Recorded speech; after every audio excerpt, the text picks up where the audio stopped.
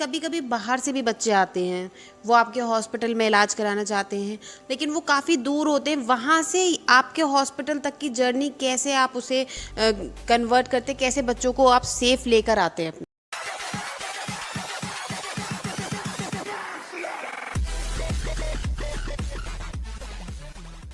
Hi everyone, I am Alisha and you watching hashtag Lucknow. आज हम एक ऐसे इंसान से मिलने आए हैं जिन्होंने प्री मेच्योर बेबी पे बहुत ज़्यादा काम किया है और रोहिलखंड रीजन का पहला pre mature baby nursery start किया। हम बात कर रहे हैं वत्सल्य एनबीसीसी हॉस्पिटल के ओनर डॉक्टर रवि खन्ना जी की। उनसे मिलकर बहुत सी बातें करेंगे, तो ज़्यादा देर न करते हुए आइए चल के उनसे खास बातचीत करते हैं। लेकिन उनसे बात करने से पहले एक नज़र डाल लेते हैं उनकी ज़िंदगी की ओर। डॉक्टर रवि खन्ना जी का जन्म बरेली डिस्ट्रिक्ट में हुआ। उन्होंने अपनी एमबीबीएस की पढ़ाई गुजरात यूनिवर्सिटी से पूरी की और उसके बाद एमडी की पढ़ाई बीजे मेडिकल कॉलेज अहमदाबाद से की। साथ ही गुजरात यूनिवर्सिटी में टॉप भी किया। उसके बाद उन्होंने सिविल हॉस्पिटल अहमदाबाद से अपनी ट्रेनिंग भी पूरी की। 1988 से ही डॉक्टर रवि खन्ना ने अपने करियर की starting Clara swine mission hospital से की। 1991 में उन्होंने अपना खुद का हॉस्पिटल वात्सल्य एनबीसीसी की स्थापना की। बरेली और रोहिलखंड डिवीजन की पहली न्यूबॉर्न बेबी नर्सरी शुरू की। पहला वेंटिलेटर भी 2000 में डॉक्टर रवि खन्ना ने ही लगाया था। न्यूबॉर्न बेबी की सेफ्टी को देखते हुए नियोनेटल वेंटिलेटर और इंक्यूबेटर के साथ एम्बुलेंस शुरू की और अब तक उन्होंने इस एम्बुलेंस के जरिए 7500 से ज्यादा न्यूबॉर्न बेबी को सक्सेसफुली शिफ्ट किया है। उनका लक्ष्य है कि एडवांस टेक्नोलॉजी के साथ प्रीमेच्योर बेबी का ट्रीटमेंट और भी अच्छे से हो सके। Good afternoon sir, welcome to hashtag Lucknow. Sir, हम जिससे भी मिलने जाते हैं तो हम उनसे उनके बारे में जानना चाहते हैं, स्टार्टिंग पूछना चाहते हैं। और बरेली में जब हम आए तो हमने देखा कि रवि खन्ना जी का, डॉक्टर रवि खन्ना जी का सजेशंस में बहुत नेम्स आ रहे हैं। बच्चों के लिए पूछे तब भी बहुत नाम आता है। तो सर, आपने अपने डॉक्टर प्रोफेशन में आपने अपने करियर की स्टार्टिंग कब से की? कि मेरा जो करियर कहेंगे वो बहुत हम्बल करियर है। I basically belong to a middle class family. हम 3 भाई थे, तीनों प्रोफेशनल कॉलेज में थे। तो पापा जी ने ये कहा, बेटा पढ़ा तो देंगे कैसे भी। ओएनजीसी में थे वो, लेकिन आगे तो हमसे मत उम्मीद करना कि तुम्हारा क्लिनिक बना देंगे, तुम्हारा अस्पताल बना देंगे, पढ़ा जरूर देंगे तुम्हारे को।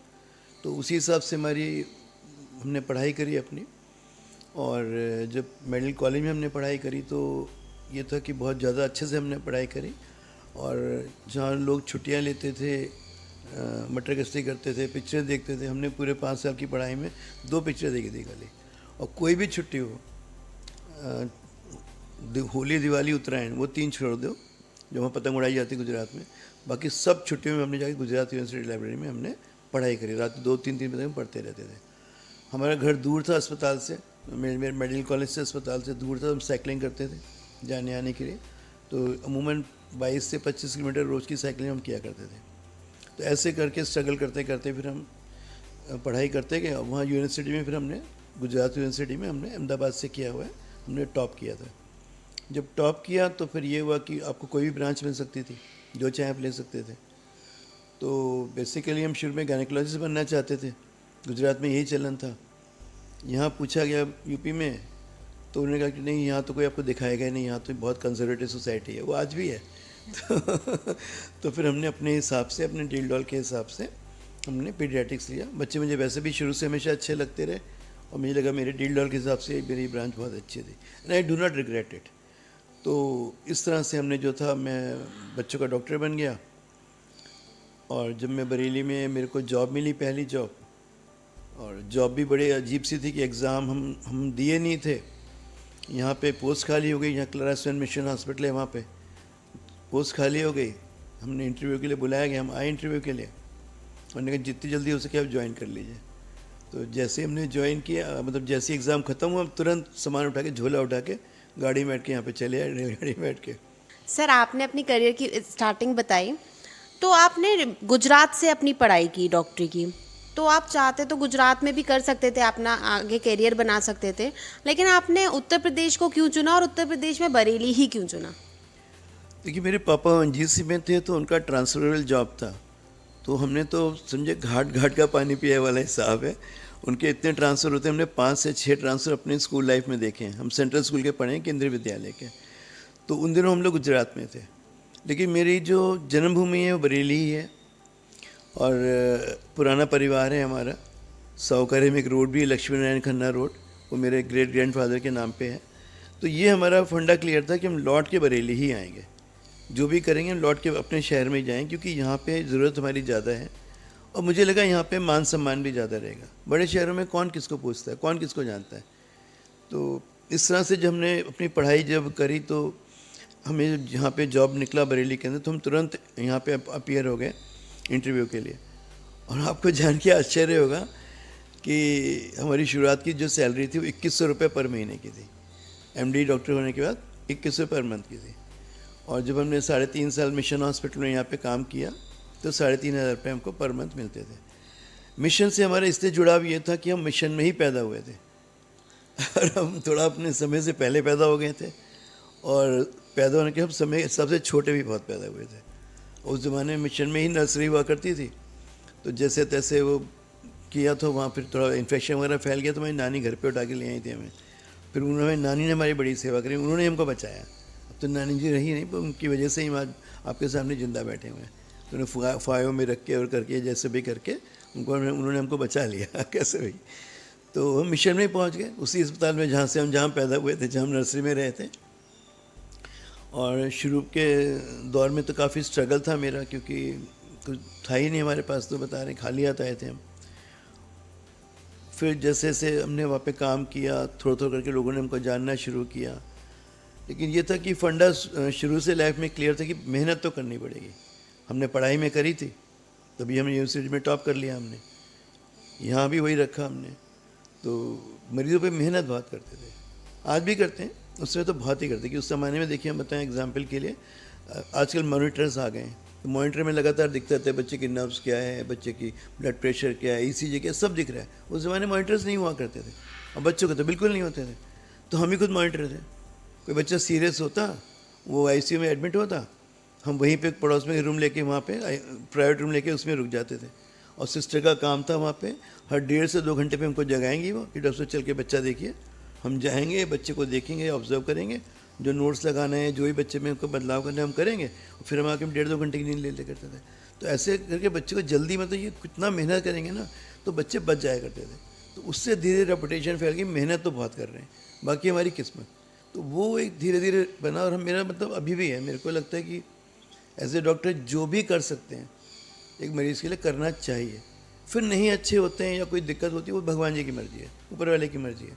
पर अपने दिल में ये नहीं रहना चाहिए कि शायद मैं करता तो शायद मरीज़ ठीक हो जाता, शायद मैं करता वो ठीक हो। तो जो करना है कर लो, फिर जैसा ऊपर वाले की मर्ज़ी। तो वो एटीट्यूड आज भी पाल के रखा हुआ है हमने। तो धीरे नाम फैलना शुरू हुआ, मरीज़ बढ़ने लगे, फिर प्राइवेट प्रैक्टिस में हम आ गए। सर, आपने अपनी जॉब की और बरेली की जर्नी तो बताई, लेकिन सर आप जॉब कर रहे थे तो फिर आपने अपना खुद का हॉस्पिटल कब से स्टार्ट किया? ऐसा तो मिशन में 3.5 साल जॉब करते हमको हो गए थे। हम तो बहुत खुश थे वहाँ पे, भले सैलरी नहीं मिलती पर हम बड़े संतुष्ट भी थे। हमने कहा बहुत अच्छा चल रहा है, नाम भी जा रहा है, लोग खूब सम्मान मिलता था। कि वहाँ फिर मैनेजमेंट के इश्यूज़ उनके होने लगे वहाँ पे, और ये हुआ कि फिर आपको बाहर निकलना ही पड़ेगा। तो हमने फिर एक जगह थोड़ी बहुत ढूंढ रहे, क्या करें क्या ना करें। तो फिर वो हमको अचानक ही छोड़ना पड़ा। हमने उनसे कहा कि जब हम 3 महीने का नोटिस देते हैं आपको, और आप जो है हम इसको एक्सेप्ट कर लीजिए। और हमें आधे, और नियम भी यही था कि ताकि दूसरे डॉक्टर के नाम कर ले। उन्होंने हमको आधे रास्ते में बुला लिया कि अब आप राउंड मत लीजिए, OPD आप नहीं देखेंगे, 1 हफ्ते में घर खाली करिए आप। तो इस तरह से बड़े बेआबरू होकर तेरे कूचे से निकले हम। लेकिन मैं समझता ब्लेसिंग इन डिस्गाइज थी वो। हमने एक बिल्डिंग किराए पे ली, और वो बड़ी इंटरेस्टिंग कहानी है वो, कि हमने 3.5 साल में 32,000 रुपये बचाए थे। बिल्डिंग हमने किराए पे ली, 3 महीने का एडवांस देना पड़ा, तो 24,000 तो वहीं निकल गए 8,000 के हिसाब से। अब बचे 8,000। उन 8,000 रुपये को लेके हम बाहर निकले। हम पे यही हमारी जमा पूंजी थी बस। तो शुरू में तो हम पे कुछ था ही नहीं। तो मेज़ तो हमको एक, हमारे डॉक्टर साहब डॉक्टर VK अग्रवाल सर बेचारे रहे नहीं। उन्होंने कहा रवि, वो मेरे बड़ा अनुग्रह रखते थे कि रवि एक मेरी बेंच पड़ी है काम के, तुम बेटा ले लो। तो मेज़ तो उन्होंने हमको दे दी। मिशन में रहते एक बच्चे को बचाया था हमने। उनके पिताजी जो थे बेंत के कारीगर थे। बरेली में बेंत का काम बहुत अच्छा होता है, तो उन्होंने बेंत की कुर्सी हमको बना के दी थी। उस ज़माने की रिवॉल्विंग चेयर थी, मतलब वो अजीब सी अच्छी चीज़ बना के दी थी उन्होंने। तो बेंत की कुर्सी थी। तो हमने कमीशन वालों से कहा इसको हम ले जाएं, ये तो हमारी, बोले हाँ इसको आप ले जाओ, ये आपकी है। वो हम कुर्सी ले आए। तो एक कुर्सी, एक मेज, बाजार से लिए एक टॉर्च, एक लिया स्टेथोस्कोप और एक पेन। हम बाहर निकल आए, क्योंकि तुरंत ही नोटिस दे दिए बाहर चलिए अब। और 3 सिस्टर्स लेकर आए, वहाँ से नर्सेज जो थी वो उनको साथ में है कि आप हमारे साथ काम करना चाहोगे, बोले हम करना चाहेंगे। तो ये था कि पैसे उनकी सैलरी देने के नहीं थे, पर ये सोचा 1 महीने के बाद ही तो देनी है, तो कुछ ना कुछ कर ही लेंगे। तो ऐसे हमने शुरू किया काम। शुरू में सिर्फ ओपीडी करते थे, क्योंकि हम पे जगह तो थी लेकिन हम पे कुछ बेड वेड कुछ नहीं था हमारे पास। तो जो मरीज़ सीरियस होते, जो मरीज़ भर्ती करने पड़ते, वो डॉक्टर अशोक अग्रवाल साहब हैं, रुहेलखंड के एक मालिक हैं वो डेंटल कॉलेज के, तो उनका तब नर्सिंग होम था। अभी भी हॉस्पिटल तो अपना नर्सिंग होम था छोटा उनका, हम उनके एडमिट करते थे। फिर जो थोड़ा हमारे को जो थोड़ा बहुत मिलता था उसमें से, तो ऐसे एक पलंग बना, उसका फिर गद्दा पड़ा, 2 पलंग बने, फिर गद्दा बना। तो ऐसे धीरे धीरे करके मतलब हम जो थोड़ा थोड़ा कमाते गए, हम थोड़ा थोड़ा लगाते गए। तो कहीं कीट और कहीं का रोड़ा, भानुमती ने कुनबा जोड़ा, अपना ऐसा होता। तो it was a very struggling time. और स्ट्रगल में ये था कि हम पे स्टाफ भी इतना नहीं था, अफोर्ड भी नहीं कर सकते थे। तो हम ही डॉक्टर थे, हम ही कंपाउंडर थे, हम ही केमिस्ट थे। तो कैद भी खुद लगानी पड़ती थी, ट्रीटमेंट भी खुद लिखना पड़ता था, वेन भी खुद मेंटेन करते थे अपने हाथों से। इतना स्टाफ को अफोर्ड नहीं कर सकते थे हम। फिर लेकिन धीरे धीरे काम हुआ, साथ में उन्होंने कंपाउंड वगैरह बढ़ाए और फिर काम बढ़ती है। और हमारा सारा जितनी प्रोग्रेस थी उसमें नीड बेस्ड प्रोग्रेस। हमें लगता इस चीज़ की ज़रूरत है तो हम कहते हैं अच्छा चलो इस चीज़ को ले लेते हैं, इसकी ज़रूरत अच्छी चीज़ को ले लेते थे। तो हमने ऐसा नहीं था कि हम चांदी के चम्मच के साथ पैदा हुआ कि भैया बना के दे लो भाई, अस्पताल बना लो। तो ऐसे बड़ी हम्बल शुरुआत थी हमारी। तो इस तरह से हमने धीरे धीरे इसको शुरू किया करना। सर आपने अपनी शुरुआत बता दी, आपने अपने ओन हॉस्पिटल की शुरुआत बता दी कि आप एक मेज़ और कुर्सी से स्टार्ट किया था आपने। लेकिन सर ये जो आपका बहुत ज़्यादा नाम है कि आपने न्यू बॉर्न जो नर्सरी बनाई है, वो फिर कब बनी आपकी? ऐसा था जब मैंने अपने यहाँ गुजरात में जब ट्रेनिंग करी, जो मैंने पढ़ाई करी, वो बीजे मेडिकल कॉलेज है, सिविल हॉस्पिटल अहमदाबाद। वो एशिया का सबसे बड़ा हॉस्पिटल है। तो वहाँ पे हमारे यहाँ बहुत, गुजरात हमेशा प्रोग्रेसिव स्टेट रहा है, आज भी है, मोदी जी वहीं से आए। तो वहाँ पे हमारे यहाँ बहुत अच्छी न्यू बॉर्न नर्सरी थी और बहुत अच्छी केयरिंग थी। तो वो ट्रेनिंग हमको मिली। हमारे पे बहुत अच्छे, मेरे टीचर्स बहुत अच्छे हैं, डॉक्टर बी देसाई मैडम हैं, वानी मैडम हैं, राजू शाह सर हैं हमारे। तो वो नेशनल लेवल के टीचर्स थे। आज भी लोग उनको कहते हैं कि हमारे वो टीचर वो हैं। तो हमें उनके नीचे ट्रेनिंग मिली, मेरा सब आगे। वो सब चीज़ हम यहाँ पे आए, बरेली के तो हाल ही अलग थे। यहाँ तो नर्सरी बस ये था, 2 बेड लगा दिए, बस नर्सरी बन गई। तो मिशन में रहते हुए मैंने बहुत कुछ न्यू बॉर्न बच्चों में काम किया था। मेरा इंक्लाइनेशन था न्यू बॉर्न के प्रति। और मैंने बताया मैं भी छोटा से ही पैदा हुआ था और थोड़ा प्रीमेच्योर भी हो गया था। तो इंक्लाइन था मेरा कि नहीं यार, प्रीमेच्योर बच्चे को तो देखना है। तो मैंने जब मिशन में रहा तो मैंने पहली बार बरेली में ब्लड एक्सचेंज किया एक बच्चे का, मतलब खून पूरा बच्चे का रक्त परिवर्तन। कोई सोच भी नहीं सकता था ऐसा होता है। एक हमारे सरदार जी थे, अभी वो बच्चा जो था, उनके 4 बच्चे पहले मर गए थे, मम्मी RH नेगेटिव थी। उस बच्चे का हमने खून चेंज किया, पीलिया होकर मर जाते थे बच्चे। तो वो उसका 4 बार खून चेंज हुआ और बच्चा ठीक हो गया। आज वो बच्चा MBA कर रहा है, कर चुका है, इंजीनियर MBA कर रहा है। तो वो तहलका हो गया बरेली में कि यार ये कौन आ गए, खून चेंज कर दिया इन्होंने। तो वो मेरा इंक्लिनेशन शुरू से था। तो फिर जब मैं अपना हॉस्पिटल हमने किराए पे ली थी बिल्डिंग की, जब मैंने कहा कि बच्चों में हमने थोड़ा कर लिया, क्योंकि उसमें ज़्यादा तामझाम नहीं चाहिए बच्चों की डॉक्टरी में। न्यूबॉर्न नर्सरी बिल्कुल अलग गेम है। उसमें बहुत अच्छी मशीनें वगैरह बहुत कुछ चाहिए, इक्विपमेंट बहुत चाहिए होते हैं। जब लगा थोड़ा सा हम सफिशिएंट पैसा बचा पाए हैं, तब हमने सोचा हम न्यूबॉर्न नर्सरी यहाँ पे एक अलग सेक्शन बनाएंगे हॉस्पिटल में, क्योंकि उस हॉस्पिटल में जगह नहीं थी अब इतने उसमें। और मतलब वो करने के 5-6 साल बाद हमने न्यूबॉर्न नर्सरी के बारे में सोचा। तो जब वहाँ जगह नहीं थी हम पे, तब हमने फिर अलग बिल्डिंग किराए पे ली, वहाँ हमने न्यूबॉर्न नर्सरी का ही पूरा सेक्शन बनाया। तो ऐसे नर्सरी की शुरुआत हुई और it was a very struggling time. मतलब आप लोगों को अजीब लगेगा, आप कभी किसी रात आप लोग जो हैं 3 घंटे या 4 घंटे सोने को मिले तो आपके अगला दिन ख़राब हो जाएगा। और मैंने अपनी ज़िंदगी करीब 16-17 साल इसी नींद पे काटे। मतलब मैं सुबह 9 बजे 7 बजे मुझे उठना है, मुझे 9-10 पे अस्पताल अपने पहुंचना है, और रात में जब मैं आता था 3 बजे 3:15 बजे मैं घर लौटता था अपने। वही 3-4 घंटे फिर खाना खाना जो भी है, सुबह फिर 7 बजे में उठ जाना है। तो ऐसे मैंने करीब 15-16 साल ज़िंदगी के मैंने ऐसे काटे। तो वो धीरे धीरे उसी से रेपुटेशन गई, उसी मेहनत से ही बच्चे बचे। और मैं तो कहूँगा भगवान ने थोड़ा मेरा वो रखा बहुत वो अच्छा कि मुझे मौका दिया उन्होंने ये सब करने के लिए। तो अब जाके मेरे पे स्टाफ आ गए हैं, मेरे साथ बहुत डॉक्टर्स हो गए, 12 डॉक्टर्स हैं हम लोग, तो काम ईजी हो गया है। उस समय तो अपना ही था कि खुद ही करो, खुद ही सब कुछ करो। सर, आपने नर्सरी के बारे में बताया, आपने नर्सरी स्टार्ट की। आपकी रोहिलखंड रीजन की पहली नर्सरी आपने स्टार्ट की थी प्रीमेच्योर बेबी की, तो उस नर्सरी में ऐसा क्या था कि बच्चे वहाँ से बचना शुरू हो गए? आपने क्या किया था उसमें ऐसा? देखिए, छोटे बच्चों के रिक्वायरमेंट बिल्कुल फ़र्क होती हैं। मैंने कहा इक्विपमेंट बेस्ड वर्क बहुत ज़्यादा होता है और डेडिकेशन बहुत चाहिए होता है। तो न्यूबॉर्न बच्चों को गर्म रखने के लिए वार्मर्स चाहिए, इंक्यूबेटर्स चाहिए, उनको वो मशीनरी चाहिए जो उनके हार्ट रेट को, ईसीजी को, ब्लड प्रेशर को नाप सकें और ऑटोमेटिकली नाप सकें। इन्फ्यूजन पम्प्स चाहिए कि बिल्कुल जो दवा जा रही सूद से सूद दवा बच्चे के अंदर पहुँचे, वो कोई ओवर डोजिंग अंडर डोजिंग ना हो।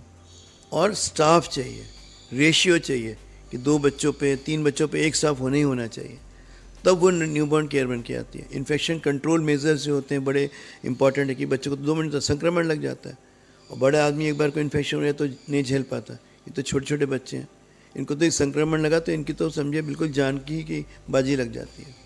तो वो कि संक्रमण बच्चों को ना लगे, तो ये इतने छोटे छोटे इश्यूज़ होते हैं, तो वो न्यूबॉर्न नर्सरी में हमको लगाने पड़ते हैं। और इतने हैवीली इक्विपमेंट लगाने, वो बड़े कॉस्टली इक्विपमेंट्स होते हैं वो, और वो उनमें ज़्यादातर इक्विपमेंट जो है हिंदुस्तान में बनते नहीं हैं, वो इम्पोर्ट करने पड़ते हैं। तो वो ऐसे भी बहुत सारे टैक्सेस वगैरह उसके ऊपर लग जाते हैं। तो it was a difficult time. मतलब मैं बता रहा हूँ कि मेरे को लगा कि मैंने जो कुछ भी इन दिनों में बचाया था, वो सारा जो मेरा पैसा था वो बराबर नर्सरी के अंदर मेरा फिर चला गया उसके अंदर। पर वो नर्सरी रही, वो हमने खोली और बच्चे हमारे बचने शुरू हुए। तो वो उससे थोड़ा सा मेरे को भी उत्साह रहा कि देखो बच्चे ठीक होके जा रहे हैं, ठीक होके जा रहे हैं। वरना जब शुरू में हम लोग जब नर्सरी का इनाग्रेशन किया था तो कुछ डॉक्टर्स ने, हमारे सीनियर डॉक्टर्स ने कहा कि रवि तुम तो बिक जाओगे, तुमने बहुत लगा दिया है, तुम नहीं चला पाओगे इसको तुम रिकूप ही नहीं कर पाओगे। लेकिन ऊपर वाले की कृपा है, अनुकंपा है भगवान की, बच्चे लोगों ने अप्रिशिएट किया उसको और फिर धीरे धीरे काम बढ़ाते गए। और हमने ये भी कोशिश करी कि हम अपनी न्यूबॉर्न केयर के अंदर हर वो लेटेस्ट चीज़ लाएंगे जो हमारी फील्ड में आ रही है। ये बड़ा मुश्किल काम होता है कि जैसे हमने अपने पढ़ाई के दौरान वेंटिलेटर कभी देखा नहीं था और सिर्फ नाम सुना था। फिर जब वेंटिलेटर आने लगे बाज़ार में ठीक से, तो हमने उसके लिए पढ़ाई करी, वेंटिलेटर के लिए 6 वर्कशॉप्स अटेंड करी, 7 बार गए बाहर अस्पतालों में सीखने के लिए, करने के लिए। फिर बरेली में हमने पहला वेंटिलेशन बच्चों में शुरू कराया। आज वेंटिलेटर बड़ी कॉमन चीज़ लगती है, उस ज़माने में कोई वेंटिलेटर बरेली में नहीं हुआ करता था। बड़ों में बाद में शुरू हुआ, बच्चों में पहले शुरू हो गया। तो हमने ये लेटेस्ट चीज़ें, बच्चे हमारे ठीक होंगे, इससे कोशिश करेंगे। तो हमने पहला वेंटिलेटर लगाया, सीखा, पढ़ाई करी इसके बारे में खूब। शुरू में हमारा हाथ नहीं सदा, फिर जहाँ बाद में हाथ सदना शुरू हो गया। आज हमारे पास करीब 17 वेंटिलेटर हैं, अब एक से लेटेस्ट वेंटिलेटर है हमारे पास। ऐसे ही अब नई चीज़ आ गई है, पॉइंट ऑफ केयर अल्ट्रासोनोग्राफी, कि बच्चे पे घड़ी घड़ी चीज़ बदलती रहती है। तो आप कितने एक्सरे कराओगे बच्चे के, कितनी बार खून की जांचें कराओगे, कितने आइडिया लगाओगे कि बच्चे में क्या हो रहा होगा। 700-800 ग्राम का बच्चा है, क्या करोगे इसमें।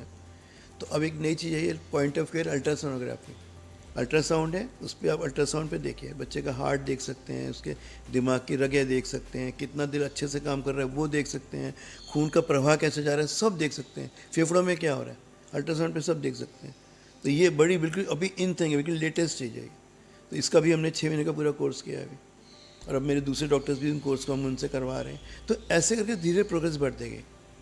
ऐसे INO वगैरह है कि जिन बच्चों के ब्लड प्रेशर पैदा होने के बाद भी पल्मोनरी प्रेशर बढ़े रहते हैं, वो बच्चे बचाने बड़े मुश्किल होते थे। तो INO मशीन होती है। अब INO मशीन यहाँ रोहिलखंड में हमारे पास ही है, और इसके बाद लखनऊ में और एक मेरठ में, फिर दिल्ली में ही है, हमारे पास छोटे शहर में है बरेली में। हमने कहा हमारे जरूर बच्चे आते हैं सीरियस तो चाहिए तो ले ली। तो बहुत से फैसले हमने ऐसे किए हैं कि जो दिमाग से करेंगे तो आप नहीं लेंगे, उस इक्विपमेंट को नहीं लेंगे, क्योंकि आप कभी आपके वो पैसे उससे रिकूप होंगे ही नहीं आपके। हाँ, दिल से सोचेंगे आप ले लेंगे कि बच्चे बच जाएंगे इसके बाद। सर, आपने प्रीमेच्योर बेबी की केयर और क्योर तो बता दी, लेकिन ये प्रीमेच्योर बेबी होते क्यों हैं? इसका क्या रीज़न है? ये अब बड़े हतरब हैं कि इतने प्रीमेच्योर कैसे होने लगे बच्चे। अब आप आकलन करते हैं ना, हम सोचते हैं क्यों हो रहे हैं। हम आपको बताएं, अब देखिए 33 साल तो हमको प्रैक्टिस में हो गए, पहले इतने नहीं होते थे। अब इसमें क्या हो रहा है कि एक तो लाइफस्टाइल चेंजेस हो गए। पहले क्या था, 22-23 साल की बिटिया हुई, लड़का ढूंढना शुरू किया, 25 साल तक तो भाई शादी कर देनी है, 27-28 बहुत लेट माना जाता था कि अरे अब तो शादी कौन करेगा। आजकल क्या है, गर्ल्स है वो काम कर रही हैं, पढ़ाई कर रही हैं, करियर बना रही हैं। जब करियर में आती है, करियर में इस्टेब्लिश होते हैं अपने को। आप हैं, आप भी काम कर रहे हो, आप भी काम कर रहे हो, तो it is a women paper now. तो उसमें वक्त लगता है। तो 30 साल तक शादियाँ हो रही हैं, बड़ा नॉर्मल सा माना गया है। फिर 30 साल के थोड़ा अपना वाइफ सेटल करते हैं, लाइफ को करते हैं, एंजॉय करते हैं, फिर बच्चे के बारे में सोचते हैं। तो 32 साल 33 साल की भी उम्र हो जाए, तो ऐसे समय में जब बच्चे होते हैं कई बार वो प्रीमेच्योर हो जाते हैं, बच्चों को जल्दी होती बाहर आने की। दूसरा, पोल्यूशन बहुत बढ़ गया है। थर्डली, पहले बहुत सी जैसे प्रॉब्लम्स होती थी, निसंतान लोग रह जाते थे। अब फॉर्चुनेटली अपने शहर में भी और इंडिया भर में भी विट्रो फर्टिलाइजेशन खूब होने लगा है, IVF होने लगा है खूब। तो उससे भी परखने वाले बच्चे बोलते हैं टेस्ट ट्यूब बेबीज, वो भी खूब होने लगे। तो वो बच्चों में थोड़ा सा होता है प्रवृत्ति, कई बार जल्दी प्रीमेच्योर हो जाते हैं। और पोल्यूशन ये भी है। अच्छा, पहले जॉइंट फैमिलीज होती थी, तो यदि माँ बहू प्रेग्नेंट हो गई तो सासू ने तुम लेट जाओ, पाँव करके बिस्तर पे लेटो, हिलना मत, डुलना मत, मिनिमम मिलना। अब तो जॉइंट फैमिली कई जगह नहीं है, तो उनको सारा काम भी करना है, घर का खाना ही बनाना है, घर के का ध्यान भी रखना है, तो उतना आराम नहीं हो पाता जितना कि होना चाहिए। फिर जॉब कर रही होती हैं, तो फिर जॉब का इतना फाइनेंशियल लॉस नहीं ले सकता, तो आदमी लास्ट से कोशिश करता है जितना मैं काम कर सकूँ मैं काम कर लूँ, बाद में बच्चे को बड़ा करने के लिए छुट्टी ले लेंगे। तो ये सब दिमाग में इश्यूज होते हैं। उस बीच पता चला कि बेबी 7 महीने पे हो गया, 6.5 महीने पे हो गया बेबी। और एक बात, पहले बच्चे बचते नहीं थे प्रीमेच्योर बेबीज, तो एक समाज में चलता था कि देखो हो गया तो हो गया, लोग घर पे डाल देते, बचा तो बचा, ना बचा तो ना बचा, तो लोग इलाज ही नहीं करते, उठ के ही नहीं आते थे, यार कहाँ बचेगा, क्या करना, क्या पैसा अस्पताल में जाके लगाना। अब बच्चे बचने लगे, तो नाउ पीपल आर इनकरेज्ड कि नहीं बच्चे बचते हैं, बचाएंगे। ये देखो जो चेंज हो गया ना, देख देख के, और बच्चे देखते हैं ठीक होके जा रहे हैं, तो समाज में बच्चे घूम रहे हैं बच्चे वो, तो लोगों को अभी इंकरेजमेंट नहीं बच सकते, तो हम भी कुछ अपना बच्चा बचाएंगे। तो ये चीज़ें बहुत आने लगी इसके अंदर। तो ये मैंने सर आपके यहाँ पर जब मैं आई तो मैंने आपकी सबसे पहले जाके नर्सरी देखी, उसमें PICU और NICU लिखा हुआ था, तो ये क्या है, दोनों में क्या फ़र्क है इसमें? देखिए, PICU is paediatric intensive care unit. जो बच्चे बड़े हैं, बड़े मतलब 1 महीने से ऊपर के बच्चे हैं, वो PICU में जाते हैं। एक होता है NICU, neonatal intensive care unit. एक आपने नहीं देखा होगा, वो है premature intensive care unit, premature baby intensive care unit, जो अभी हमने पूरा अलग से इस्टेब्लिश किया है। उसमें हम सिर्फ प्रीमेच्योर बेबीज़ को ही लेते हैं, क्योंकि मैंने देखा कि न्यूबॉर्न में पूरे महीने के और प्रीमेच्योर बेबी में, कहने को दोनों न्यूबॉर्न बेबीज़ हैं, ज़मीन आसमान का फ़र्क होता है। जो न्यूबॉर्न बच्चा है, देखिए 2.5 किलो के बच्चे नॉर्मल पैदा होते हैं, 3 किलो के हो जाते हैं। प्रीमेच्योर तो 600 ग्राम, 700 ग्राम, 800 ग्राम, 1 किलो ऐसे ही होते हैं, इतने से होते हैं, हाथ में यहाँ पे आ जाएंगे, हाँ इतने में आ जाएंगे हाथ के अंदर। तो वो बच्चों की तो रिक्वायरमेंट ही अलग है, तो उनको चाहिए बिल्कुल सोफिस्टिकेटेड मशीन्स, जिसमें चूँकि चाह ना हो, गलती की कोई गुंजाइश ना हो। दूसरा, उनको चाहिए बहुत स्ट्रिक्ट इन्फेक्शन कंट्रोल, एक भी गलती 2 गलती हुई इन्फेक्शन पट से पकड़ेगा उनको। तीसरा, वो इतने फ्रेजाइल होते हैं ना, लोग कहते हैं फूल जैसे, फूलों से ज़्यादा फ्रेजाइल होते हैं, फूल ज़्यादा नाजुक होते हैं। क्यों? बच्चों के दिमाग की रगें बड़ी बारीक होती हैं, तो अक्सर रगें फट जाती हैं। तो ऐसी ऐसी चीज़ें छोटी छोटी हैं। और स्किन इतनी पतली होती है ना कि यदि आप रेडिएंट वार्मर में रखते हैं, पता चलता है कि वाष्पीकरण हो गया पूरा, मशीन गर्मी फेंक रही है ऊपर से और बच्चे का पानी उड़ता जा रहा है बाहर, तो बच्चा तो गर्म हो गया और सारा पानी ऐसे ही उड़ के निकल गया उसका वो। तो इतनी बारीक स्किन होती है बच्चे की, और हर तरह का टेप उस पर नहीं लगवा सकते, हर तरह की हैंडलिंग उसको नहीं कर सकते, तो उसकी हैंडलिंग बड़ी बहुत नाजुक वाली हैंडलिंग होती है। एक होता है ना सिलना, एक होता है जरी का काम करना, ये जरी वाला काम है, जरी से ही बारीक काम है। जरी में आप खोल के ठीक कर सकते हो जरा गलत, यहाँ तो गलती हुआ तो गया गया गया। तो दिस वेरी डिफिकल्ट। इतना छोटा विंडो पीरियड मिलता है आपको कि बच्चा बिगड़ रहा है उसको ठीक कर लो। मतलब कुछ मिनट होते हैं, मैक्सिमम 40 मिनट या 1 घंटे का टाइम होता है कि या तो ठीक कर लो या बच्चा निकला। कुछ कर पाओ तो ठीक, नहीं तो बच्चा नहीं कर पा रहे। इट इज़ सच ए मतलब चैलेंजिंग ब्रांच है, पर वो सेटिस्फाइंग ब्रांच भी है। तो मुझे कोई कहे सर्दी खांसी जुकाम, हम बोलते CCF के मरीज कितने देखो, डायरिया कितने देखो, वो उसमें चैलेंज नहीं है। चैलेंज इन बच्चों को जूझने, इन बच्चों की ज़िंदगी बचाने में, जूझने में, कि नहीं अब क्या आप देखना है, अब क्या देखना है, क्या। तो वो जो चीज़ होती है ना, तो वो बच्चों की रिक्वायरमेंट्स अलग है। प्लस जैसे वेंटिलेटर हैं, हम और आप जब सांस लेते हैं तो एक बार हम जब हवा लेते हैं तो हमने मैक्सिमम 500 ml हवा अंदर अपने फेफड़ों में खींचते हैं। नॉर्मली हम लोग 250-350 के आसपास हम लोग सांस एक उसमें लेते रहते हैं। बच्चे कितनी लेते हैं प्रीमेच्योर बच्चे? 1 ml कहाँ 250 रुपये, कहाँ 1 रुपये। आप इमेजिन करिए कितना बारीक अमाउंट है, 2 ml। तो वेंटिलेटर वो वाले चाहिए जो इतनी ऑक्सीजन एयर अंदर डालें उतनी निकालें, उतनी डालें उतनी निकालें, और मिनट में कितनी बार? 40 बार। और जब बच्चे की सांस खराब होती है ना, अभी आपको दिखाएंगे, एक आधा वीडियो देखिएगा, ऐसे आते हैं 1 मिनट में 80 बार बच्चा सांस ले रहा होता है। अब इमेजिन करो 80 बार हवा एक जाए आए, कम हुई तो उसके लंग्स नहीं फूलेंगे, उसको आराम नहीं मिलेगा, ज़्यादा गई तो फट जाएंगे फेफड़े। अब आप इमेजिन करो किस लेवल का सोफिस्टिकेशन चाहिए। तो वेंटिलेटर भी वैसे ही चाहिए जो इतने सोफिस्टिकेटेड हो बच्चे की सांस के हिसाब से चल सकें। वो अंदर सांस ले, मशीन भी उसी समय हवा अंदर डाल दे। ये ना बच्चा ले रहा है, मशीन बाहर निकाल रही है, बच्चा बाहर निकाल मशीन अंदर डाल रही है, वो लड़ाई नहीं हो सकती। सिंक्रोनाइज टक टक टक, ऐसा टक टक टक, बच्चे मशीन और दोनों साथ साथ चलने चाहिए। इतनी सोफिस्टिकेशन चाहिए, तो उसके लिए बड़े एडवांस वेंटिलेटर चाहिए। वो फिर हमने इस नर्सरी में लगवाए हैं। One of the best machines in the world जो है इस समय जो चल रही हैं, वही हमने की थी। इसीलिए प्रीमेच्योर बेबी नर्सरी का अलग बनाई कि उनके सारे रंग ढंग अलग हैं, उनकी केयर अलग है, और डेडिकेशन।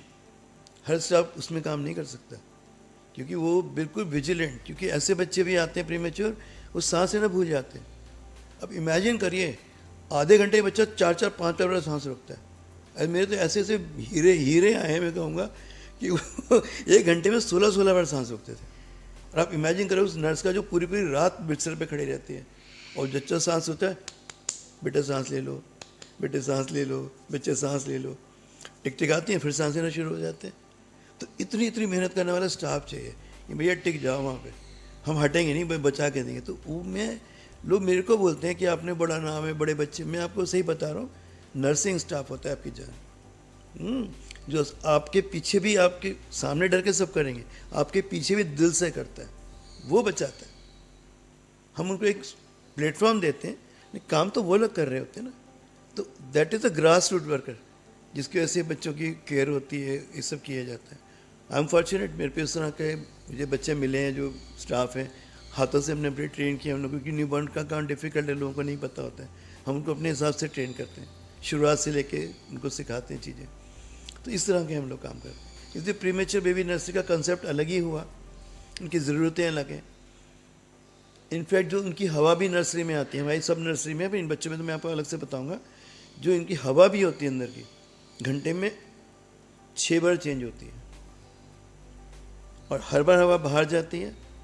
और हेपा फिल्टर आपने सुने होंगे, जब कोरोना चला तो हेपा फिल्टर सब जानते हैं कि बड़े महंगे मास्क मिलते थे। यहाँ पे इतने मोटे मोटे हेपा फिल्टर लगे हैं, और जो भी एयर अंदर लौट के आती है हेपा फिल्टर के थ्रू अंदर आती है, तो अंदर की एयर में कोई कीटाणु नहीं हो सकता उसमें। और घंटे में 6 बार, 2 बार फ्रेश एयर आती है। हमारे बिजली के बिल नो डाउट इसकी वजह से बहुत ज़्यादा आते हैं, लेकिन दैट इज़ ओके। हम कॉस्ट को नहीं देखेंगे, हम रिजल्ट को देखेंगे। उसकी वजह से कमरे में कोई कीटाणु नहीं होता हवा के अंदर, उसके अंदर। और इसी वजह से जब कोरोना हुआ, देखिए कितने डॉक्टर्स वगैरह को कोरोना हुआ, सब हुआ, स्टाफ्स को कोरोना हुआ, भैया नज़र ना लगे, लेकिन हमारे यहाँ पूरे कोरोना काल में 2 को छोड़ दीजिए, एक रिसेप्शन वाले थे, एक दूसरे बिलिंग वाले थे, एक भी स्टाफ को हमारे आईसीयू के किसी को कोरोना नहीं। क्योंकि जब सारी एयर ही फिल्टर्ड होकर अंदर आ रही है और जा रही है, तो कोरोना कहाँ से आता? तो that gives A basic idea कि फिल्ट्रेशन किस लेवल का है वहाँ पे। मरीज तो हमने भी करे ना ट्रीट, लेकिन हुआ नहीं हमारे किसी को, रुकते नहीं थे कीटाणु, सब साफ इस तरह से। आपने ये कोरोना की बात की, कोरोना में आपके यहाँ जो है कम लोगों को, 2 लोगों को ही कोरोना हुआ, लेकिन ये जो कोरोना की तीसरी लहर आई है, ये सबसे ज़्यादा इफेक्ट जो है वो बच्चों को ही कर रही है, सबसे ज़्यादा क्या बच्चों को ही कर रही है। तो उसमें आप बच्चों में कैसे सिम्टम्स को पहचानते हैं और उसका कैसे मतलब इलाज करते हैं, कैसे वो सही होते हैं? देखिए अभी क्या है, पहले कोरोना की दहशत थी, लोगों की हवा ख़राब रहती थी, हमें ना हो जाए, ये ना हो जाए। फिर आई तीसरी लहर ओमिक्रॉन। वो ओमिक्रॉन वायरस ऐसा था कि होता तो था, फैलता बहुत तेज़ी से था, लेकिन लोग मरते नहीं थे, तो लोगों में दहशत कम हो गई। इस बीच सरकार ने देखिए बहुत अच्छा कमेंडेबल काम किया, सरकार ने टीके लगवा दिए, तो हमारी तो नियरली पॉपुलेशन पूरी कवर ही हो गई टीकों से। तो ये टीके किसको लगे? बड़ों को लगे, तो बड़े लोग तो इम्यूनाइज्ड हो गए। ऊपर से कोरोना ओमिक्रॉन लोगों को लगा, तो ओमिक्रॉन में क्या था कि वो फैलता बहुत था, लेकिन वो एंटीबॉडीज़ खूब अच्छी बना देता था शरीर के अंदर, तो लोग चौड़े होकर घूम रहे हैं, अरे हमें अब कहाँ कोरोना रहा। लेकिन अभी भी आप जानते कोरोना ख़त्म नहीं हुआ है, कोरोना अभी भी चल रहा है। अभी गुजरात में नए वेरिएंट आए हैं, ये आज की बात बता रहा हूँ, 7 नए वेरिएंट आए हैं। अब कह रहे हैं अरे त्यौहार के टाइम पे नया वेरिएंट आ गया। कोरोना नहीं गया है, लेकिन लोग प्रिकॉशन नहीं ले रहे, उनको लगता है होता है, वो उनको कुछ होता नहीं है, वो कीटाणु लिए घूम रहे होते हैं, अपना कैरियर्स बन जाते हैं वो। बच्चों को तो सबको टीके नहीं लगे, एक उम्र के बाद ही टीके लगने शुरू हुए, 5 साल 7 साल के बाद में। अब क्या हो रहा है, उन बच्चों को वो कीटाणुओं का एक्सपोजर हो रहा है कोरोना में, जो समाज में चल रहा है अभी भी। तो बच्चों में क्या प्रॉब्लम है कि एंटीबॉडीज़, जब भी हमको इन्फेक्शन होगा हमको एंटीबॉडीज़ लगेंगी, बनेंगी हमारी बॉडी, तो एंटीबॉडीज़ होती है कि हमें भविष्य में इन्फेक्शन से बचाएंगी। ये बच्चों में खास चीज़ आई है न्यूबॉर्न से लेके 19 साल तक के, उसमें कि एंटीबॉडीज़ बनती हैं, अपने ही शरीर के खिलाफ बनने लगती हैं, तो वो एंटीबॉडीज़ हमारे शरीर को जो है वो नुकसान पहुंचा रही हैं, दिल पे हमला करती हैं वो। और ये बच्चे जो हैं इतने सीरियस होके आते हैं, हम उसको मिस्सी के नाम से जानते हैं, MISC, multiple system inflammatory syndrome in newborns, in childrens. उसमें दिल पे बुरा असर होता है, बाकी लंग्स पे होता है, लीवर पे होता है, सब जगह वो एंटीबॉडीज जाके शरीर की गत बना देती है, और ये बच्चे बचाने बड़े मुश्किल हो जाते हैं। इनको स्टेरॉइड चाहिए होते हैं हैवी डोज के अंदर, इनको इम्यूनोग्लोबुलिन्स लगाने पड़ते हैं, और सबसे पहले ये सोचना पड़ता है, सांस हाँफ रहा है बच्चा, लोग निमोनिया सोच के इलाज कर रहे हैं, निमोनिया होता ही नहीं है, वो मिस ही होता है, दिल बच्चे का फेल हो रहा होता है। तो ऐसे में पॉइंट ऑफ केयर जो हमने कहा, आपसे अल्ट्रासोनोग्राफी करते हैं, इको करते हैं, उसमें हम लोग पकड़ लेते हैं, दिल तो इसका होना चाहिए 60%, ये तो 30 और 20 चल रहा है। फिर जांचें कराते हैं तो उसमें पकड़ में आती है, हाँ भाई इसको तो ये निकल के आ गया, फिर उसके बाद दवाएँ देते हैं। तो ये कोरोना की बड़ी भयावह स्थिति अभी चल रही है, ये मिस्सी अभी भी चल रहा है।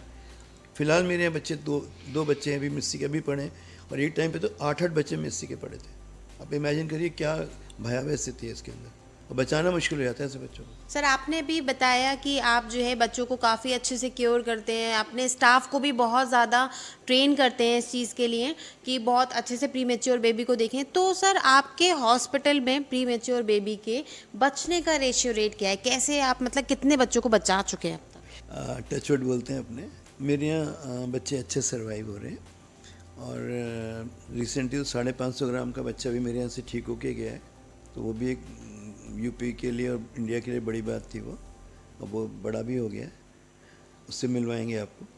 कई जगह पे चढ़ाई चादर, कई जगह पे किए सजदे, कई दिनों तक दुआएं मांगी, कई शबों तक शबों में जागे। और ऑन एन एवरेज ये बच्चे जो आते हैं 90% तक के बच्चे मेरे यहाँ से ठीक होके चले जाते हैं। बस 3 चीज़ सबसे इंपॉर्टेंट होती है, बच्चे को इन्फेक्शन ना लगे, बच्चे को मैंने कहा दिमाग में ब्लीडिंग हो जाती है, ब्लीडिंग ना हो, और जब हम दूध दें ये सांसें ना रोकें अपने, तो ये 3 चीज़ इस बच्चे में ना हो तो वो बच्चे जल्दी निकल आते हैं, मतलब जल्दी मतलब बहुत बचने शुरू हो जाते हैं। तो मेरे 90% तक के बच्चे जो हैं वो बचने लगे हैं।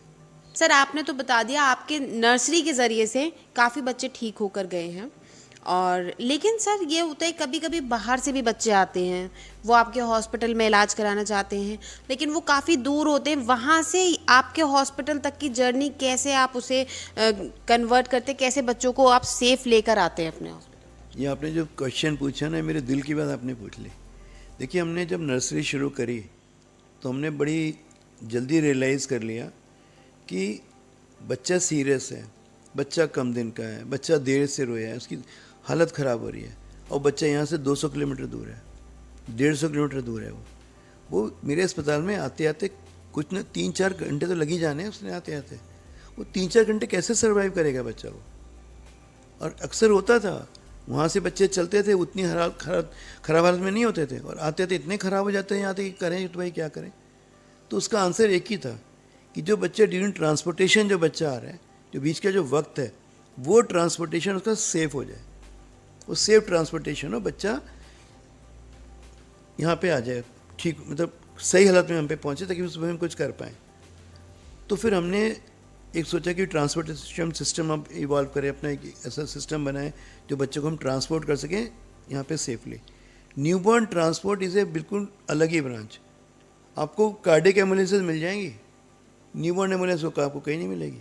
आप नेट घुमा के देख लो कि रेडीमेड न्यूबॉर्न एम्बुलेंस कोई नहीं है, क्योंकि बच्चों की रिक्वायरमेंट्स अलग हैं। और लोग आज भी कार्डियक एम्बुलेंस वगैरह में सब अपना दिमाग लगाते हैं, इंजीनियर्स वगैरह लोग, इसमें कोई नहीं लगाता। तो हमने फिर अपना ही दिमाग लगवा के अपने आर्किटेक्ट साहब की मदद से, जो और हमारी लिमिटेड रिसोर्स, देखिए हमने शुरू से कहा हम चांदी के चम्मच लेके तो पैदा हुए नहीं थे, जो है वही हम लगा पाएंगे। और तेरा तुझको अर्पण वाला एटीट्यूड रखने की, जो भी हमने अर्न किया वापस अस्पताल में मरीजों को वापस कर दो, तेरा तुझको अर्पण, क्योंकि वहीं से आया है वहीं वापस जाने दो। तो इसलिए वो हमने बहुत दिमाग लगा के हमने पहली एम्बुलेंस बनवाई आज से 17 साल पहले, मारुति ओमनी में। उसमें हमने सारे सिस्टम्स लगाए कि बच्चे गर्म रहें, बच्चों को सांस की मशीन भी उसमें लग जाए, इन्फ्यूजन पंप से वो भी चढ़ जाए, रास्ते में इमरजेंसी उसका भी हम कर पाएँ, दवाइयाँ उसमें सारी हों, एक डॉक्टर जाएँ, एक स्टाफ जाएँ उसके अंदर। तो इस तरह से एम्बुलेंसेज अब यहाँ से भेजने लगे।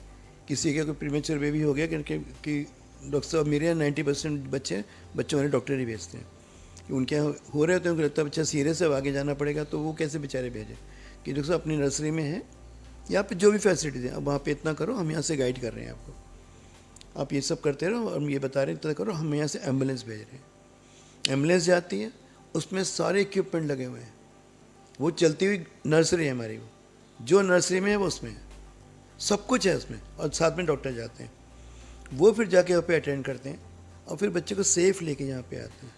तो जो हमको लगा हमारे बच्चे बचना शुरू हुए, तो धीरे धीरे हमने फिर एम्बुलेंसेज हमारी बढ़नी शुरू हुई।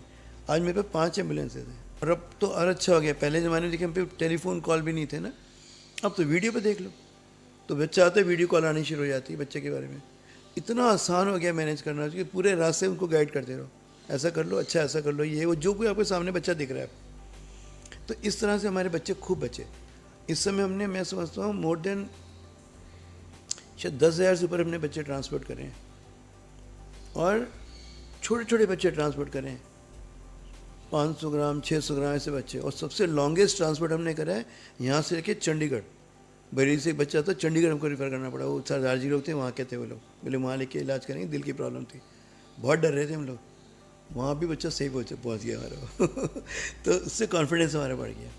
और हमारा न्यूबॉर्न का जो ट्रांसपोर्ट का काम है, वो लोगों ने इसको सराहा है। आज हम पे छोटी एम्बुलेंस मारुति ओमनी के से लेके टेम्पो ट्रैवलर तक की है, डिपेंडिंग अपन द नीड। वो कैसे करना है उस पर मेरा थोड़ा ये कि अच्छा महारत हो गई मेरी करते करते।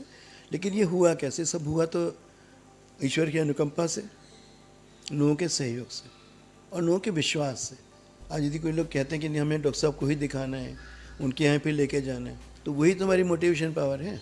वही तो हमें कहता है नहीं, लोग इतनी दूर से आना चाह रहे हैं, विश्वास रख रहे हैं और उस पर एक लेके हमारे पास आ रहे हैं कि बच्चा हमारा ये उनके यहाँ जाएंगे ठीक हो जाएगा करके। तो हम उनको वो सब दें ताकि बच्चा आए और ठीक होके जाए। सर आपने अपने एम्बुलेंस के बारे में बताया, सारी चीज़ें तो हमने आपसे पूछ ली, लेकिन हमें आपसे एक चीज़ पूछनी थी। आपकी नर्सरी है, काफ़ी आप बच्चों को जो है इन्फेक्शन फ्री रखने की कोशिश करते हैं और करते भी हैं, और हाइजीनिकली आप उसे मैनेज करते हैं, लेकिन कभी पेरेंट्स होते हैं वो देखना चाहते हैं तो वो अंदर एंटर नहीं कर सकते, तो वो कैसे देखें बच्चों को अपने? ये ना बड़ा अच्छा क्वेश्चन है, बड़ी विडम्बना है भाई। जिनका बच्चा है उनको तो अपने बच्चे को देखना ही है, बिना देखे दिल कैसे करेगा? माँ तो बच्चे को देखना ही चाहती हैं। और अंदर जब रिलेटिव्स जाते हैं तो किसको रोकेंगे आप? किसको जाने देंगे, किसको नहीं जाने देंगे? और कई बार जो रिलेटिव्स होते हैं वो अपने हाथों को ठीक से उन्होंने साफ़ नहीं किया होता है, बाहर के गंदे कुचेले कपड़े पहन के आ रहे होते हैं, कई दिनों से नहाए नहीं होते हैं, कोई खांस रहा है, कोई छींक रहा है, कोई पान मुँह में चला रहा है, तो इसमें इन्फेक्शन लगता है बाहर से आके बच्चे को ना लग जाए।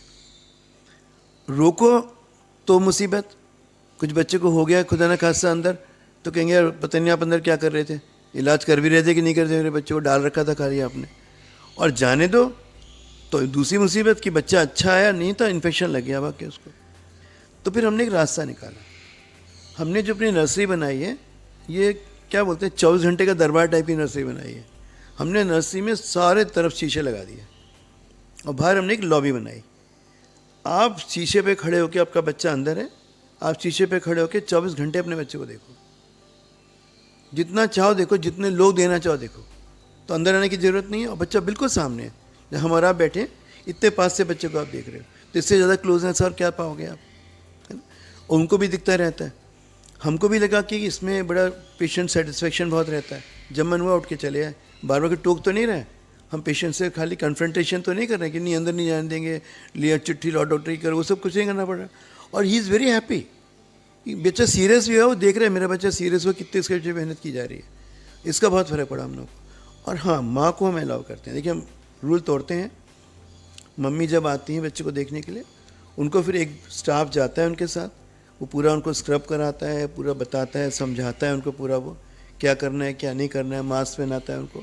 फिर वो स्टाफ उनको अंदर एकम्पनी करता है। वो माँ अपने बच्चे को छू भी सकती है, लेकिन एज ए रूल सब पेरेंट्स को हम अलाउ नहीं कर सकते थे, क्योंकि पहले करते थे और हम परेशान हो गए थे। अंदर डॉक्टरों को जगह रेला चलता था मरीजों का, रेला रिश्तेदारों का बच्चों को देखने के लिए। तो हम कहते भैया यहाँ पे कोई नुमाइश थोड़ी लगी है, छोटे बच्चे देखने के लिए आते थे। नर्सरी में छोटे बच्चे लेटे, हाँ चलो हम भी देखेंगे, हम भी देखेंगे, ऐसा हो गया था। अरे मैंने कहा नुमाइश लगी क्या बच्चों के यहाँ पे चलो बाहर निकलो। लेकिन फिर हमने कहा ये रास्ता अच्छा है, जिसको देखना है देखो, दिल से देखो, तो इससे लोग बड़े सेटिस्फाइड हैं। सर आपने सारी चीज़ें तो बता दी अपने सारे प्रोफेशन से रिलेटेड, और आप बच्चों के ऊपर कितनी मेहनत करते हैं वो भी बता दिया। लेकिन अगर सर आप पीडियाट्रिशियन नहीं होते हैं तो सर आप फिर क्या होते हैं अपनी लाइफ में? मैं गायनेकोलॉजिस्ट होता। मेरे को गायनी इतनी आसान लगती थी अपनी पढ़ाई के दौरान, और मैंने यूनिवर्सिटी में टॉप किया है वहाँ पे। इतना आसान मुझे लगता था, मैं तो यही बनना है। गुजरात में देखिए अब वहाँ का हाल अलग है, वहाँ तो लड़के ही गायनेकोलॉजिस्ट बनते थे।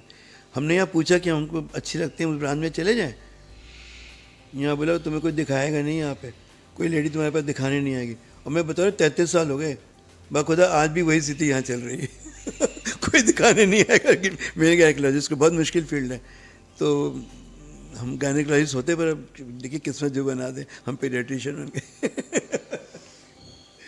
सर ये तो आपने सारी अपने प्रोफेशन लाइफ की जर्नी बता दी, और उसमें आप काफ़ी बिजी भी रहते हैं। लेकिन अगर आपके पास जो टाइम बचता है तो वो आप कहाँ कंज्यूम करते हैं, और क्या क्या अपनी हॉबीज़ में आप वो अपना टाइम कंज्यूम करते हैं? देखिए जब मैं स्कूल में था तो मुझे पढ़ने का बहुत शौक़ था, और इतना शौक़ था कि लाइब्रेरी की सारी किताबें मैं चाट जाता था। तो जैसे होता है कि 8th स्टैंडर्ड में आपको 100 किताबें मिलती थी जो सर्कुलेट होती थी लाइब्रेरी के, हम अपने फ्रेंड से मांग के सर्कुलेट, तो हमें जब आएगा नंबर तब आएगा ना, फ्रेंड से मांग के सारी हम चाट जाया करते थे।